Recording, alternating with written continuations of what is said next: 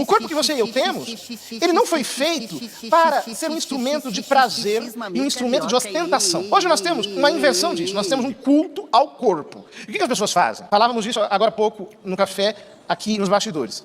As pessoas, elas fazem todo tipo de recurso para se tornarem belas, e às vezes ficam mais feias, inclusive. Hoje está na moda, né? Harmonização facial, essas coisas todas.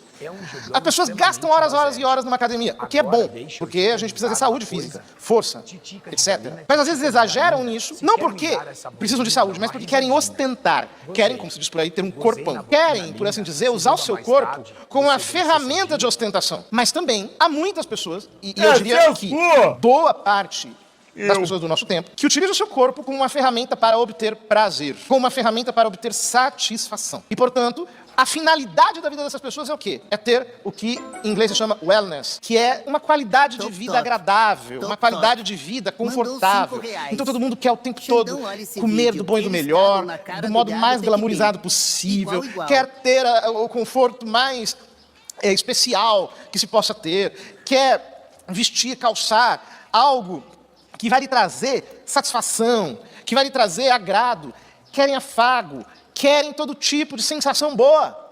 E dentre todas as sensações boas, a sensação sexual é a maior de todas, do ponto de vista físico. E Deus fez isso assim. Por quê? Porque se não existisse um intenso prazer sexual, a humanidade não se propagaria. Nós vemos isso claramente no livro do Gênesis, quando Deus manda que o homem e a mulher se multipliquem. Por que o homem e a mulher precisam se multiplicar? Porque eles são continuadores da obra da criação. E exatamente por isso, Deus colocou um impulso, que é o impulso sexual, que é o mais intenso de todos os impulsos. Ora, se não existisse o impulso sexual, o prazer sexual, ninguém praticaria o ato conjugal. Inclusive, até digo a vocês, mesmo com esse prazer intenso, tem muita gente que não pratica, mesmo estando casado. Dá preguiça, dá trabalho, exige uma logística, exige um tipo de organização. Os NPC não estão entendendo nada, hein? Não é tão simples assim como as pessoas acham. Quando você é jovem, quando você é novinho, você entende que aquilo é a melhor coisa do mundo. Aí quando você faz 40 anos, você já não dá tanta importância para isso daí. Porque você percebe que isso demanda Jejum de quanto tempo? Hoje deu 20 horas. um certo esforço. E às vezes é melhor dormir. Portanto, se não existisse esse prazer, a humanidade não se propagaria. Mas o prazer... Pô, o padre pregando, os caras mandando Yaziro música mandou de cheiro R$5. de pica, velho. Super só queria dizer que você é um cara muito abençoado por ter alguém que está na mesma sintonia que você, um fazendo o outro evoluir, crescer. Aquela sintonia mental que é HJ é muito difícil de ver. Tamo Só junto, vejo irmão. mulher que confunde inteligência com sabedoria. Não vejo você. Muito obrigado aí pela mensagem, viu, irmão? Deus abençoe. Muito obrigado mesmo. Eu, graças a Deus, eu fui abençoado com uma companheira aí, né? No momento certo, tudo dá certo. O prazer existe em função da reprodução. Do mesmo jeito que o prazer gastronômico... mesmo tá ficando velho pra aguentar esses tics na cabeça e gritaria o tempo todo. Se cuida, irmão. Já planeja algumas mudanças pro seu bem-estar, porque o corpo e a mente vai cobrar.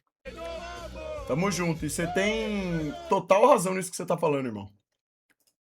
Tem total razão. Tô ficando velho. existe para que a gente coma, porque se a gente não comer, a gente vai morrer. Eu transo toda hora. É foda isso mesmo. Pedrão, eu acho que a única vez que você transou na vida foi com a sua própria mão. Enquanto você chorava.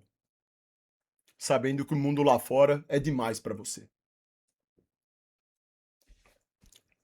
Seu canalha. Então São Paulo diz aqui, o estômago foi feito por alimento. Então, o fato de que a gente tem fome e que existe o prazer gastronômico, que todo mundo concorda que comer é um negócio que dá prazer, eu que o diga, então a Ainda bem que é inteiro, né, padre? gente come.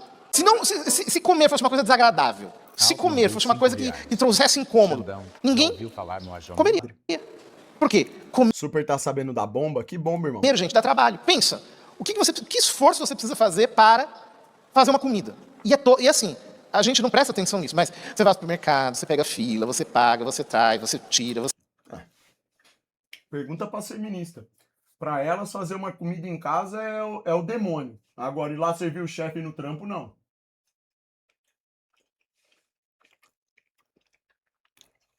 Pergunta pra elas lá. Fala pra elas lá. Falou, qual que é a dificuldade de fazer um bolinho? Não. Agora vai lá na CLT, vai, e chama isso de vitória. É a vitória com sal.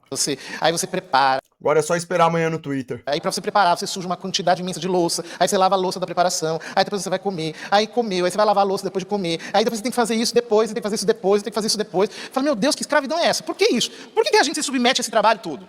A gente se submete a esse trabalho todo porque a gente precisa viver. E o prazer gastronômico existe em função disso. Então esses dois prazeres, o prazer gastronômico e o prazer sexual, eles existem. Por quê? O prazer gastronômico é para a manutenção da minha vida pessoal. E o prazer sexual é para a manutenção da vida da espécie. Porque se não houvesse o prazer sexual, homem e mulher não se acoplariam, não copulariam e a humanidade iria acabar. Então Deus, que é sábio, criou esses prazeres como um meio para que o ser humano possa subsistir individualmente e subsistir enquanto espécie. Tira isso. Por que, Cauã? A carapuça serviu? Eduzinho mandou R$5. Tá ansioso? Fala, E aqui eu queria... Primeiramente, quero te parabenizar pelo bom trabalho passando seus ensinamentos pra molecada. Essa juventude precisa mesmo. Queria saber se esse jejum você faz na parte espiritual. Censurando é seu boi doméstico. O Smallville ali falando. O padre tá no prazer gastronômico. Deve ser mamador doente, né?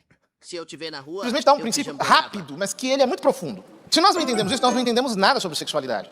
Porque o sexo não é uma espécie de experiência lúdica, você que treina de brincadeira, em que eu... Qual é a melhor forma de perder a barriga sem perder massa muscular? Sou entomorfo e já treino, mas tenho uma barriguinha. Mano, eu só fiquei com barriga, sim, sei lá, uma barriga mais... Não é nem barriga, né? Eu só fiquei um pouco maior, mais gordo, quando eu comia demais e queria subir de peso. Aí a barriga ficava maior. Então tudo sempre teve a ver com a alimentação. A partir do momento que você acerta na quantidade de calorias que você precisa consumir no seu dia, a barriga some, irmão. Barriga sempre vai existir quando você tá estocando mais energia do que gastando. Ponto. Não tem outro jeito. Entendeu? Então é isso. Às vezes você tá comendo aí uma quantidade de comida que você pensa que é o suficiente, mas está comendo mais do que você precisa. Às vezes você pode manter o que você tá comendo, mas você tá precisando treinar mais. Entendeu? Fazer mais cardio, treinar mais pesado, musculação, certo? Eu vou simplesmente obter um pouco de prazer. O sexo não é isso. Por que você tá falando canalha, Renan? A finalidade do ato sexual é a procriação, e justamente porque a finalidade do ato sexual é a procriação, como os filhos têm direito de ser educados pelos seus pais, o ato sexual só é lícito dentro do matrimônio. Ponto final. Esta é a pedra fundamental de toda a moral sexual cristã.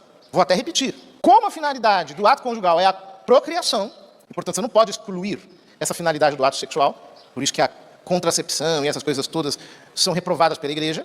Como a finalidade do ato conjugal é a procriação, e os filhos têm direito de ser educados pelos pais, o ato conjugal, o ato sexual, só é lícito dentro do matrimônio.